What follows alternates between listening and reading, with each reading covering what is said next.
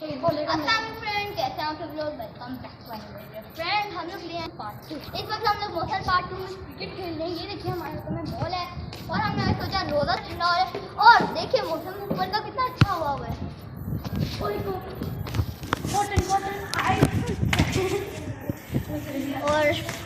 और फ्रेंड्स, मैं बताऊँ कैसे ये स्टार्ट हुई। पहले आंधी आई बहुत तेज, नहीं इस तरह नहीं, पहले बादल आए थे। सुबह 12 o'clock से इसका मरहला शुरू हुआ था। पहले बादल आए, फिर 2 o'clock आंधी हवा चलना शुरू हुई और फिर 3 o'clock बजे और फिर ये होना शुरू हो गया।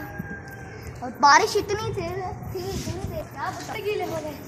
यस फ्रेंड्स, हम बारिश के अंदर क्रिकेट खेल रहे हैं। सबको अपनी बॉल करके दिखाते हैं। मैं कह रहा हूँ मेरा चले जी करिए। चले अब मैं बॉल बहुत ठंडी ठंडी हवा चल रही है और मैं